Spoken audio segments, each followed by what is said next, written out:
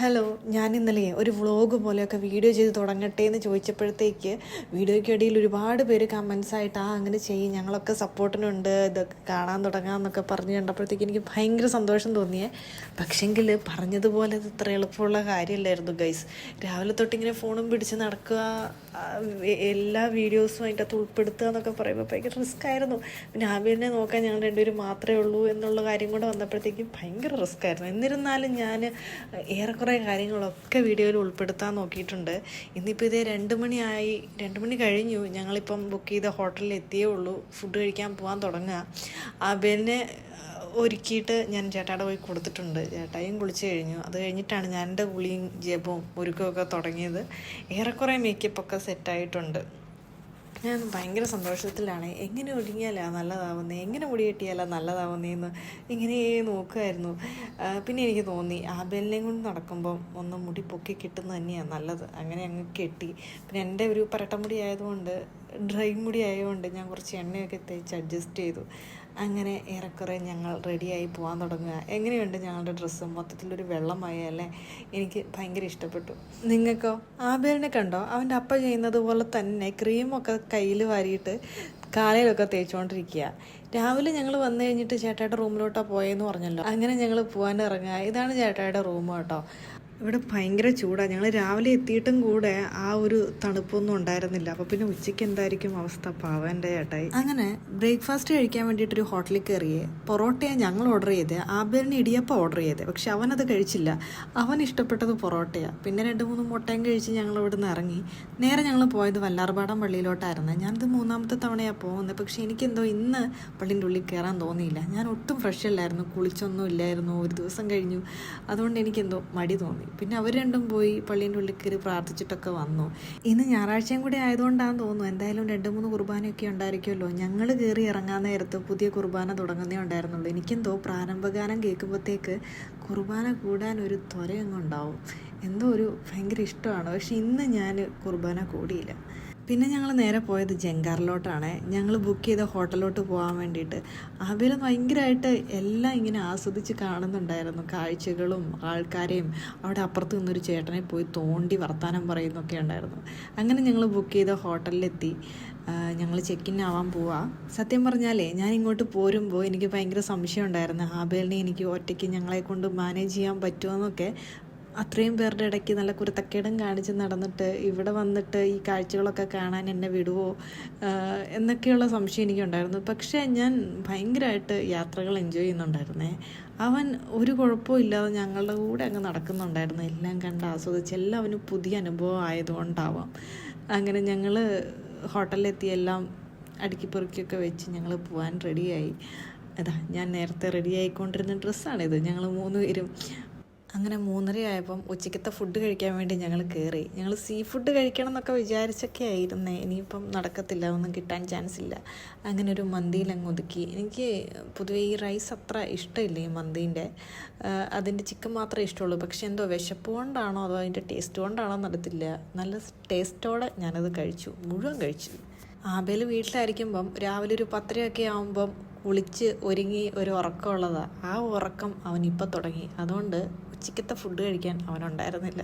അവൻ നല്ല ഉറക്കത്തിലായിരുന്നു. അതുകൊണ്ട് അവന് വേണ്ട ഫുഡും ഞങ്ങൾ പാക്ക് ചെയ്തിട്ട് ബിനാലെ കാണാൻ കയറുവാണേ.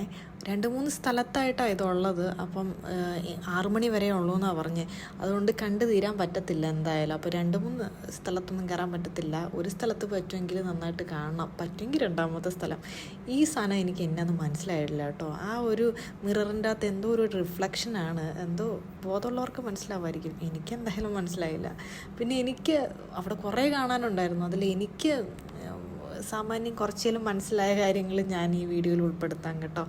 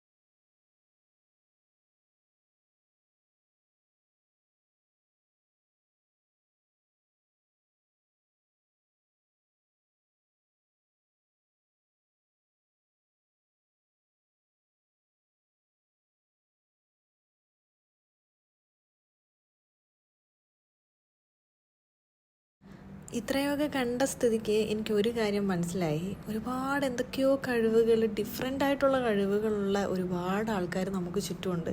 ഇതൊക്കെ മനസ്സിലാക്കണമെങ്കിൽ ചിലവരുടെ ചിന്തയ്ക്ക് അതീതമാണത്, ചിലർക്കൊന്നും മനസ്സിലാക്കാൻ പറ്റത്തില്ല. അപ്പം എല്ലാവരും ഒരുപോലെയല്ല, അവരുടെ കഴിവുകൾ ഒരുപോലെയല്ല, നമ്മളറിയാത്ത എന്തൊക്കെയോ കാര്യങ്ങൾ പുതിയതായിട്ടുണ്ട്. അങ്ങനെ ഞാൻ മുന്നേ പറഞ്ഞതുപോലെ തന്നെ മുഴുവൻ കണ്ടു തീർക്കാൻ ഞങ്ങളെ കൊണ്ട് പറ്റിയില്ല. ആദ്യമൊക്കെ ഒരു രസമില്ലാണ്ട് കണ്ടു തുടങ്ങിയതാണെങ്കിലും പിന്നെ ഇതിനെക്കുറിച്ചൊക്കെ അറിയാനുള്ളൊരു ത്വരയൊക്കെ തോന്നി തുടങ്ങിയപ്പോഴത്തേക്ക് സാധനം അങ്ങ് തീർന്നുപോയി.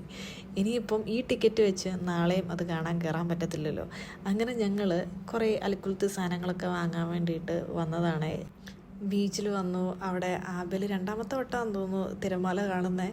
പക്ഷേങ്കിൽ കുറച്ചുകൂടെ വലുതായി കഴിഞ്ഞാൽ ആദ്യമായിട്ടാണ്, അതുകൊണ്ട് ഒരുപാട് നേരം കളിച്ചു. പിന്നെ അവന് പേടിയായി, പിന്നെ അങ്ങ് കയറിപ്പോയി. പിന്നെ ഇന്നുണ്ടല്ലോ രാവിലെ ഞാനൊരു കമ്മലും തപ്പി ഏതൊക്കെ നാട്ടിൽ പോയെന്നറിയാവോ. ഇങ്ങോട്ട് വരാൻ നേരം ഞാനൊരു കമ്മലേ ഇട്ടിട്ടുണ്ടായിരുന്നുള്ളൂ. സ്വർണ്ണമൊക്കെ ഊരി വെച്ചിട്ടാണ് വന്നേ. എന്നിട്ട് ഞാൻ കിടന്നുറങ്ങിയപ്പോഴത്തേക്ക് അത് ബസ്സിലായിപ്പോയി. വണ്ടി കയറുമ്പം ചേട്ടായുടെ കൂടെ ബൈക്കിൽ കയറുമ്പം ഒരു കമ്മലേ ഉള്ളൂ. അത് കഴിഞ്ഞിട്ട് ഒരുങ്ങാൻ നേരത്ത് കമ്മലില്ലാണ്ടായപ്പം പിന്നെ ഞങ്ങൾ കമ്മൽ തപ്പി എവിടെയൊക്കെ പോയെന്നറിയാവോ. പക്ഷെ ഇവിടെ വന്നു കഴിഞ്ഞപ്പോഴത്തേക്ക് മുക്കിന് കട. രാവിലെ ഇങ്ങ് വന്നാൽ മതിയായിരുന്നെന്ന് പിന്നെയാണ് തോന്നിയത്. അങ്ങനെ 2-3 കമ്മലൊക്കെ വാങ്ങി. പിന്നെ പിള്ളേർക്കൊക്കെ ആയിട്ട് 2-3 സാധനങ്ങളൊക്കെ വാങ്ങി. പിന്നെ 10 മിനിറ്റ് കൊണ്ട് ലൈവായിട്ട് ഒരു ചിത്രം വരച്ചു കൊടുക്കുന്ന ഒരു ഏരിയ കണ്ട ഒരു ചേട്ടൻ. അങ്ങനെ ആബേലിൻ്റെ ചിത്രം വരപ്പിക്കാൻ വേണ്ടി ഞങ്ങൾ അവിടെ ഇരുത്തി. 10 മിനിറ്റിൽ അവർ വരച്ചു തന്നു. പക്ഷേ എനിക്കെന്തോ ആബേലിനെ പോലെ അങ്ങ് തോന്നിയില്ല. ചെവി മാത്രം അവർ കറക്റ്റായിട്ട് സ്കെച്ച് ചെയ്തിട്ടുണ്ട്, ബാക്കിയൊന്നും എനിക്കങ്ങോട്ട് തോന്നിയില്ല. ഒരു വലിയൊരു ചെറുക്കനെ പോലെ തോന്നി. നിങ്ങൾ കണ്ടിട്ട് എന്ത് തോന്നുന്നു? അങ്ങനെ അതൊക്കെ വാങ്ങിയിട്ട് 300 രൂപയായിരുന്നു ഗൈസ്. കൂടെ ഇരിക്കുന്ന എന്നെയും കൂടെ അതിൻ്റെ അകത്ത് ഉൾപ്പെടുത്തുമെന്ന് ചോദിച്ചപ്പം ഒരു തലയ്ക്കാണ് 300 എന്ന് പറഞ്ഞ്. പിന്നെ ഞങ്ങൾ പോയത് ഹോളി ക്രോസ് ചർച്ചിലേക്കാണ്. എന്തോ ഒരു പ്രത്യേക ഒരു പള്ളി. ഇതിനെക്കുറിച്ച് ഞാൻ സെപ്പറേറ്റ് ആയിട്ടൊരു വീഡിയോ ഇടാൻ കേട്ടോ. എനിക്കങ്ങ് എന്തോ മനസ്സ് നിറഞ്ഞിട്ട് ഭയങ്കര സന്തോഷം തോന്നി അവിടെ എത്തിയപ്പം. വലിയ പള്ളിയൊന്നുമല്ല, പക്ഷെ എന്തോ ഒരു പ്രത്യേകതയുണ്ട് അവിടെ. പിന്നെ ഞങ്ങൾ ഫുഡ് കഴിക്കാൻ ഒരു ഹോട്ടലിൽ കയറിയ ഉച്ചയ്ക്ക് നല്ല രീതിയിൽ കഴിച്ചുകൊണ്ട് രാത്രിക്ക് സിമ്പിളായിട്ട് ഒരു സപ്പർ കഴിച്ചു. പിന്നെ ഞങ്ങൾ ഹോട്ടലിൽ ചെന്ന് കിടന്നുറങ്ങാൻ പോവാം. ഇനി നാളത്തെ വിശേഷം നാളെ കാണാം കേട്ടോ.